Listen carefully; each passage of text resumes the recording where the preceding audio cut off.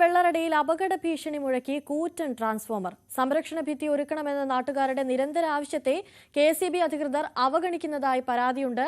2 സ്കൂളുകൾ ഉൾപ്പെടെ സ്ഥിതി ചെയ്യുന്ന റോഡിലാണ് ഈ അപകടക്കെണിയുള്ളത്. ദിനംപ്രതി നൂറുകണക്കിന് വാഹനങ്ങളും കാൽനട യാത്രക്കാരും ആശ്രയിക്കുന്ന മലയോര മേഖലയിലെ പ്രധാന പാതകളിലൊന്നാണ് കാട്ടാക്കട വെള്ളറട റോഡ്. വെള്ളറട കൃഷിഭവന് സമീപത്തായാണ് സുരക്ഷാവേലിയോ മുൻകരുതൽ നിർദ്ദേശങ്ങളോ ഇല്ലാതെ അപകടക്കണിയായി ട്രാൻസ്ഫോമർ നിലകൊള്ളുന്നത്. ഇതിനു മുന്നിലൂടെ കടന്നുപോകുന്നത് വീതി വളരെ കുറഞ്ഞ റബ്ബറൈസ്ഡ് റോഡാണ്. വാഹനങ്ങൾ ചീറിപ്പായുമ്പോൾ കാൽനട യാത്രക്കാർ ട്രാൻസ്ഫോമറിന് സമീപത്തേക്ക് ഒതുങ്ങി നിൽക്കാറുണ്ട്. കൃഷിഭവന് പുറമെ ആയുർവേദ ആശുപത്രി, മൃഗാശുപത്രി എന്നിവിടങ്ങളിലേക്ക് എത്താൻ ജനങ്ങൾ ആശ്രയിക്കുന്നത് ഈ റോഡിനെയാണ്.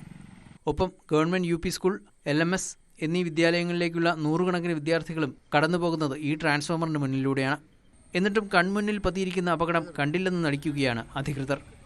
അപകടം വരുത്തുന്ന രീതിയിലാണ് ഈ ട്രാൻസ്ഫോമർ ഈ റോഡ് വക്കിൽ, ഈ പാതയോരത്ത് പണിതിരിക്കുന്നത്. അതിന് വേലയോ മറ്റൊന്നും തന്നെ ഇല്ല.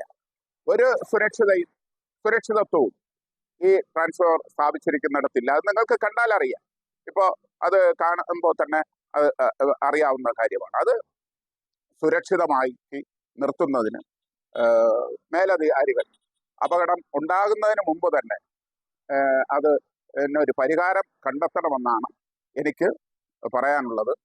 കൃഷിഭവൻ അങ്കണത്തിൽ ഉണങ്ങി നിൽക്കുന്ന തെങ്ങ് ഏത് നിമിഷവും ട്രാൻസ്ഫോമറിന് മുകളിലേക്ക് വീഴാറായ അവസ്ഥയിലാണ്. ഇത് മുറിച്ചുമാറ്റാൻ നിരവധി തവണ പഞ്ചായത്ത്, KSEB, കൃഷിഭവൻ അധികൃതർക്ക് പരാതി നൽകിയെങ്കിലും ഒരു നടപടിയും ഉണ്ടായില്ല.